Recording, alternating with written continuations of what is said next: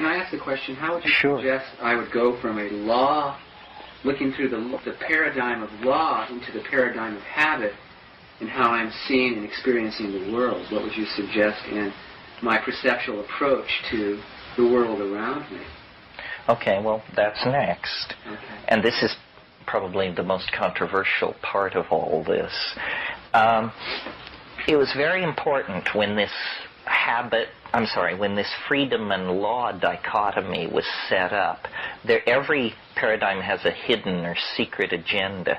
And what lies behind this freedom and law thing is Christian ethics. It's very important in Christian ethics, other than some fairly minor and screwball variants, to maintain the idea of human freedom. Because man cannot fall and be redeemed without the dimension of human freedom. And the dimension of human freedom is a precondition for guilt. Only the free can be guilty, because only the free are responsible for what they do. You know, after all, if the universe is a determinism, then you do what you do because you couldn't do anything else. And so to expect you to take responsibility for that is a little weird. So it was very important to establish the idea of human freedom. And all our political systems are built on various adumbrations of this concept of freedom. Habit and novelty is a shift slightly east on this issue. There's a lot less freedom in the habit and novelty equation, and there's a lot less responsibility. And responsibility, Hui Po Yang, the 9th century Chinese alchemist, said worry is preposterous. Worry is preposterous. And then the exegesis explains that in order to worry, you have to know what's going on. If you don't know what's going on, worry is an absurd. It's like someone who knows nothing about automobiles worrying that their car may break down. It's immaterial. So freedom is a very touchy subject, and I offer this in an exploratory manner. There are very respectable orthodox positions which would tell you that the creation of the ideal of human freedom and the way in which it has been enshrined and defended in Western political institutions is the crowning achievement of the civilization.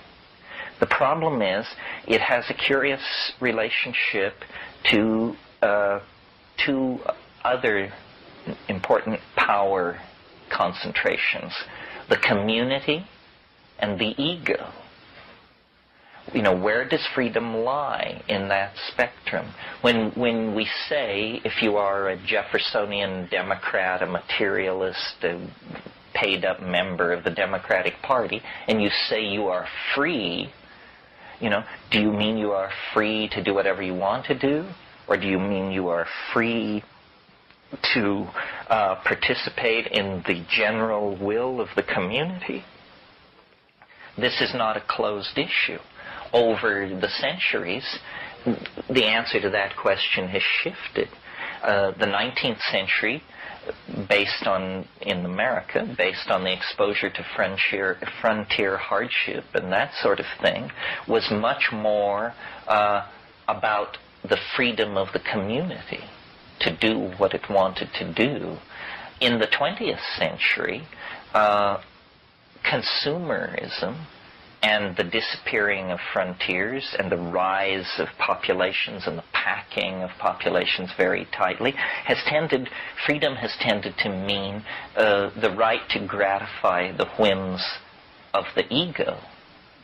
And this has led to a whole bunch of anti-communal attitudes and phenomena. Class struggle, consumerism, manufacture of useless and soon-to-be obsolete objects, people trapped in a rat race of media propagated needs and low salary and, the rat race. So the thing from the very beginning that has always puzzled me when people talk about the future was there's a general agreement that it's going to be more collective. That, we talk in terms of the internet, we talk in terms of boundary dissolution, community, and yet the great metaphor for collectivism is now in ruins, Marxism. I mean, it's finished. And so there is no countervailing force to this freedom and law image at the moment. But I think that when community coalesces around the felt need to express community values, then the paradigm shift will be very close to happening. Now, when will that happen? Things will have to get a lot worse. Because you see, the paradox is that the people who can change the world, people like you and me, the upper 5% of the literate elites of the industrial democracies, we're the furthest away from the bad news. We're getting 3 squares and having a fine time. So somehow there has to be a sense of danger or impending chaos. And then we will, I hope, organize ourselves to get out of it. So are you saying the organism is reaching a point of transformation that will be very painful for many and not so painful for few? Or painful for all? Well, I guess that leads to the subject of change. Change is in and of itself neither painful nor pleasurable. But, the Bob Dylan song that says, when you got nothing to lose. Well, a lot of people have nothing, and a few people have something. And I think it wouldn't hurt for everybody to lighten their ballast a little bit to float higher. So these ideas have a lot of implications. A paradigm touches everything, and it begins very deeply. But I think that my, fractal mathematics, chaos theory, complexity theory, my own stuff with the time wave, all of this is going to, in a sense, erase much of the mystery about the future. That the future is in a freedom and law system necessarily unknowable. Because if you knew the future, then this idea of freedom would fall under a shadow. But if you replace freedom with the idea of novelty, and see then that no matter how unique a situation is, it was somehow preceded, announced, anticipated by earlier situations, then the anxiety that is built in to the freedom and law formulation disappears. Because you see, with the acceptance of this idea of freedom comes the acceptance of an unknown future, when in fact a great deal of the future can be triangulated and known even with old-style mathematical and cognitive techniques. And when you toss in the new stuff, then we indeed have headlights on our vehicles, and it does throw a high beam into the future. So, novelty is that as well? Well, novelty replaces freedom in that freedom is this idea that anything is possible and that you create it. And novelty is the idea that sometimes interesting things are possible and you are more like the gifted recipient. It embeds you more. Freedom is a fairly alienating concept. This is what modern existentialism understood. That woman, can't remember her name, Margaret Greene, who wrote that book, Dreadful Freedom, talks about how, once you embrace freedom, a great deal of supportive structure fell away, which the existentialists embraced as a necessary confrontation with man's situation in the cosmos. But I think they were pessimistic. Sartre's ultimate formulation of all this was, he said, nature is mute. Well, nature is not mute. That's ridiculous. How could somebody get so tweaked around as to hold that position? I don't believe it. Nature is not mute. Nature is the available statement for deconstruction on the nature of being. I mean, if you don't believe that, then you're an existentialist and you believe that human freedom is the proper domain of becoming. But this has not led to very happy. I mean, I see that as a prologue to some kind of fascism. You know, the Nietzschean super will is in there someplace. But I think native peoples, aboriginals, if you could explain these two things, freedom and law, they're not going to get freedom and law. An Amazon tribe wouldn't have a clue. But if you talk about novelty and habit, this they understand. This is what life is to anybody who's paying attention.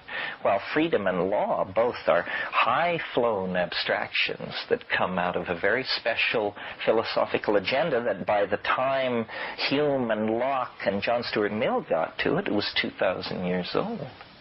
Most of the time, novelty as a word and habit as a word is a put-off. I mean, to think about those, I think in our culture, for me, is something that I've moved away from. You mean that novelty sounds trivial?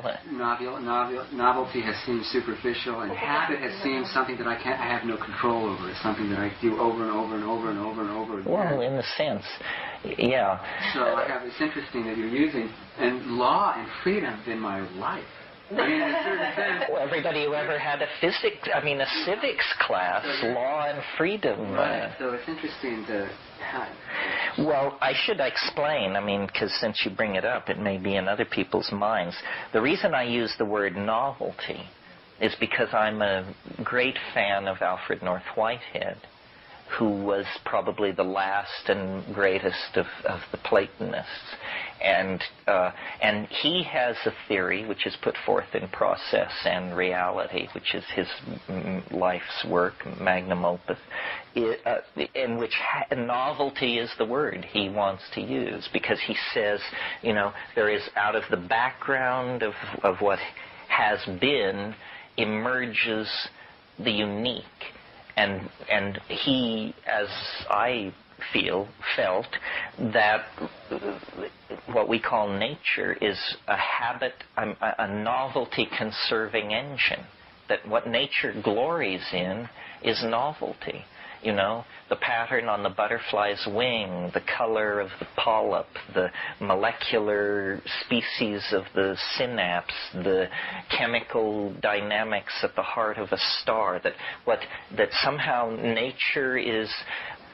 Originally, I called the counterpoise of novelty, logically I think, entropy, which is a familiar concept in physics, well understood mathematically. But Rupert convinced me that habit was a much more applicable idea. And novelty is easy to understand but hard to define.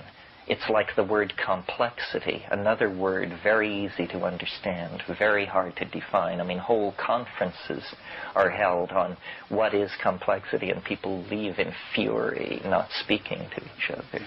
But intuitively, we grasp what this means. Sometimes for novelty, I've used the phrase density of connection, because I think that, like the arborization of the nervous system in the human brain or in the vascular system of a plant, that as many points as can be made cotangential to each other defines the complexity of a system.